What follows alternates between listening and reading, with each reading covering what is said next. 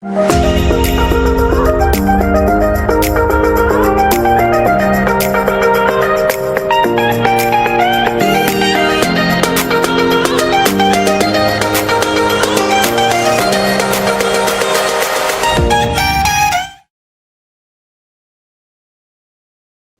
everyone. You're welcome once again to Heart Shop. We are so glad to have you today. And interestingly, we have a very, very crucial topic today, and that is cultivating perseverance. Starting with us is Sister Gbemi Daramola. Sister Gbemi, over to you, please. Good day, everyone. As introduced, we're talking about perseverance today. Perseverance, simply put, is persistence in doing something despite difficulty or delay in achieving success.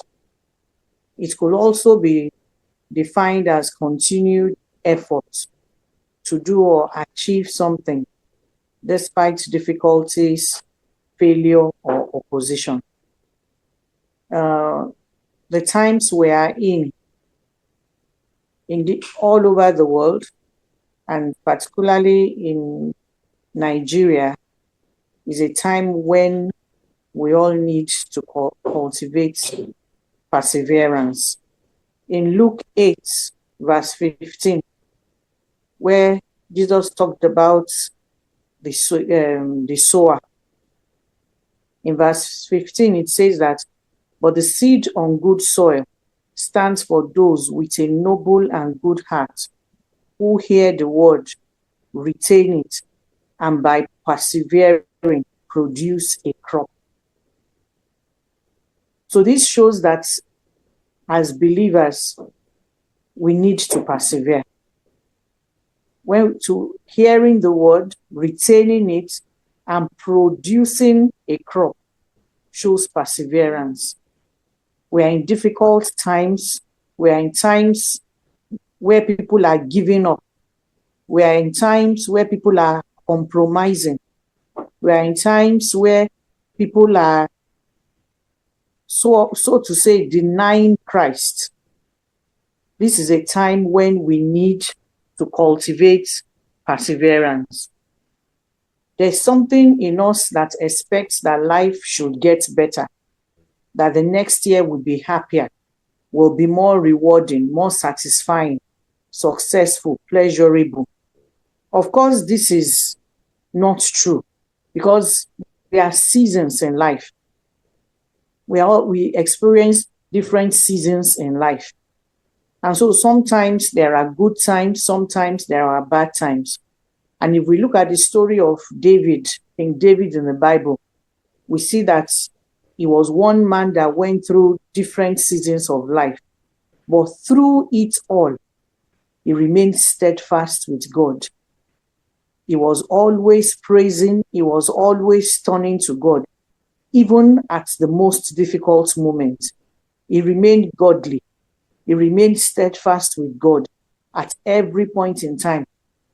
Even when his son Absalom, when he went against him, when Nathan came to meet him about Bathsheba, and he quickly realized his mistake, he turned to God. You know, he faced all sorts of things, but he always trusted him. He always turned to God. When all his men wanted to stone him, after their wives and everyone had been taken away in Ziklag, that was a difficult time. But the Bible records that he turned to God, and God told him that he would recover, he will overtake, he will recover all. So regardless of what we are going through now, we should hold on to God. We should hold on to Jesus. 2 Corinthians chapter 1, verse 8 to 11 says, we do not want to be uninformed, brothers and sisters, about the troubles we experienced in the province of Asia. We were under great pressure, far beyond our ability to endure, so that we despaired of life itself. Indeed, we felt we had reached the sentence of death. But this happened that we might not rely on ourselves, but on God who raises the dead.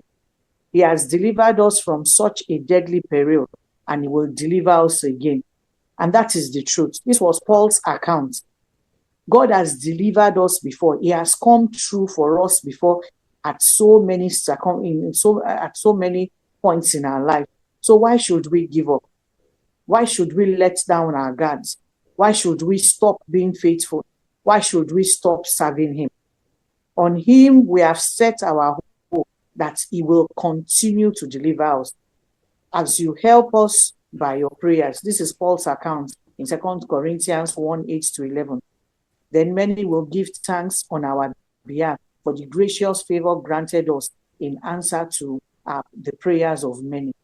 So let us hold fast to our faith. Let us hold on to God. These times too will pass. These seasons will come. This season too will pass, and better times will come as we persevere and keep our hope in God. In Jesus' name. Thank you, everyone. Thank you, Sister Gbemi. Wow, what a start! Thank you so much. That's a rich one. As I want to hand over to Sister Finfolu Falodun. Sister Finfolu, over to you, please.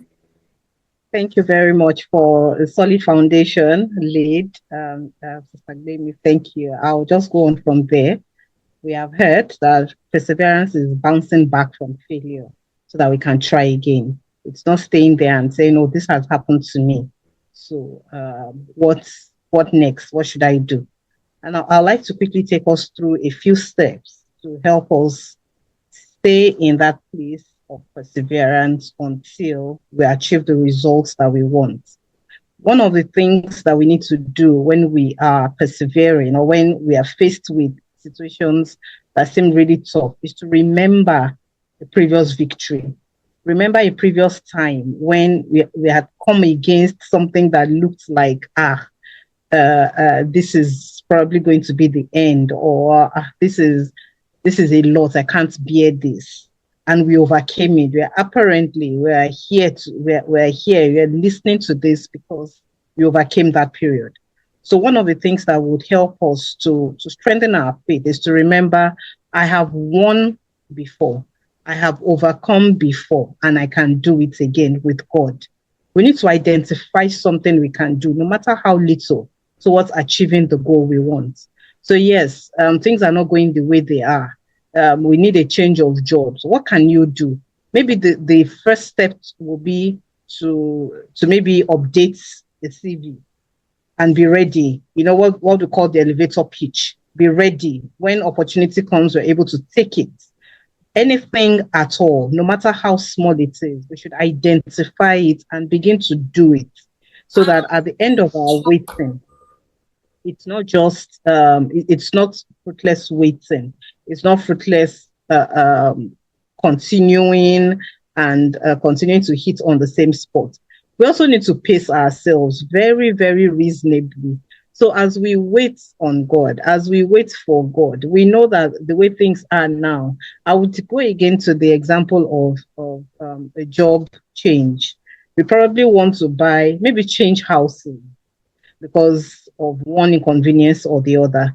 And we're saying, if only I can get this money to pay this rent. It's not going to happen overnight. Most of the time, it will not happen overnight. Sometimes God relates on somebody's mind to say, we're going to give this my son or my daughter this amount that will cover. But usually, it's not going to happen overnight. So we need to manage our expectations and pace ourselves very, very reasonably. Take one step after the other. Manage your expectations. Know that things will take time. It takes a bit of time for different crops to grow, and they grow at different paces. We also need at that time to open our mind, to unlearn, to learn, and to relearn. Sometimes we're staying in a place and expecting things to change, but we are not ready to do things differently. Definitely, we will stay in that place and say, okay, I'm waiting on God. But God is saying, try a different way. use a different method. I'm speaking to you in this. Some people, God will even tell them to try something, and they will say, no, I bind that spirit. We need to be open-minded to be able to receive something fresh in the place of waiting, in the place of going through. We also need to be, yes, patient and give things time. Know that it's going to take a bit of time. Be encouraged in your mind. Our minds is the real battlefield. So when we're going through all of this and we feel, when is this period going to be over? When is this season going to be over? When is the time I'm expecting going to come? All of this happens in our mind. And if we are defeated in our minds already, then the battle is lost. So we need to keep our minds encouraged. We need to continue to encourage ourselves in the Lord, just like David did. And then we anchor ourselves on God's promises. What has God said? What has He said about that situation? What has He said about you as a person? What has He said about your family? What are His words concerning you just being His creation? Hold on to those words and rest, knowing that God has you, knowing that God will not just be watching you for things to go haywire with you. His time is not our time, but we need to rest and know that God definitely is in charge. And I'm going to round off with 1 Corinthians 10, verse 13. I'm reading from the New International Version. It says, no temptation has seized you, except what is common to man. And God is faithful. He will not let you be tempted beyond what you can bear. But when you are tempted, He would also provide a way out so that you can stand up under it. This is one of the promises of God for us, and for us to know that no matter what it is, no matter how difficult times are, it looks now like, where are we going in the world generally? Where are we going in Nigeria specifically? What is going on? But we know that all of this that is happening are things that we can bear. God knows that we can bear it, and He has provided a way of escape for us, so that when we are through all of this, we can encourage our brethren who also go through it. Thank you. Thank you, Sister Pinfolu. That's very rich. Thank you so much.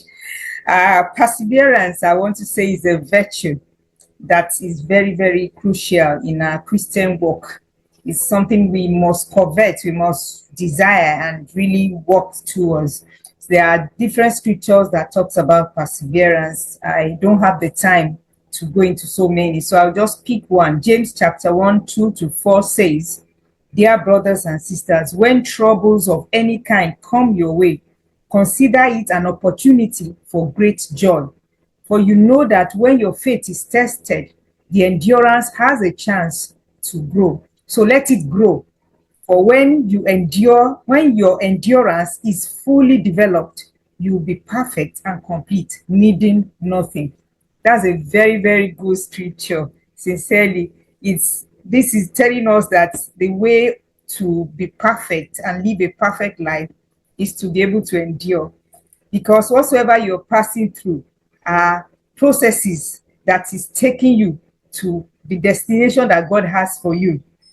And you must work, towards it. So whatsoever you're going through, God is working it out to bring out a beautiful future for you. And if you jeopardize it by not enduring, by, looking for a shortcut, if you're a believer, it's a lesson you have to learn. That's just it. If you can't rush God. So you have to take your time and just allow the process. Allow yourself to go through the process, because without going through that process, you will not get to the finish line, which God has in store for you. So to develop this virtue, we have some things that we must do. First and foremost, we must have a firm foundation in what Jesus Christ has done on the cross of Calvary. Is a finished work that He has done on the cross of Calvary, and He said it is finished. So we must know that our salvation is complete. There's no addition to it, no subtraction, and with that knowledge, we'll be able to handle whatsoever comes our way, knowing that we have the good Lord on our side. He's backing us up. Also, we must be joyful in whatsoever situation we find ourselves. Because if you are saying you are enduring and you're complaining, you are, very feeling very bad about the situation and just talking, and that's not endurance.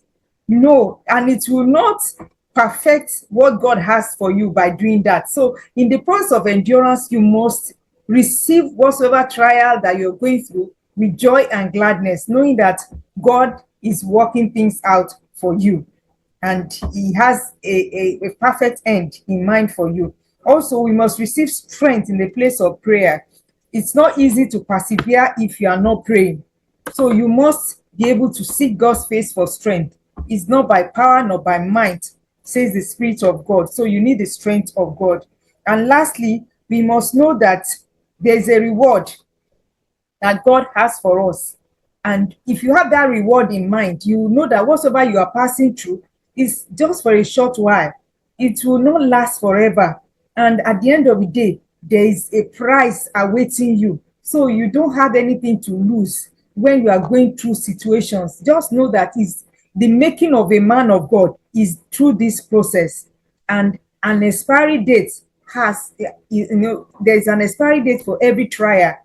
Nothing will go on forever. It will end at a stage. And with that in mind, you'll be able to enjoy it, telling yourself, this too shall pass. This too will pass. And indeed, it's going to pass. Thank you so much for listening to us. We believe that God has helped us to pass a message across to you. Please share this video, send in your likes. And from all of us, we are saying bye for now. Bye. Browse Heart Shop and click on Join. Heart Shop, HEARTS with an apostrophe, space, shop, SHOP, and click on Join.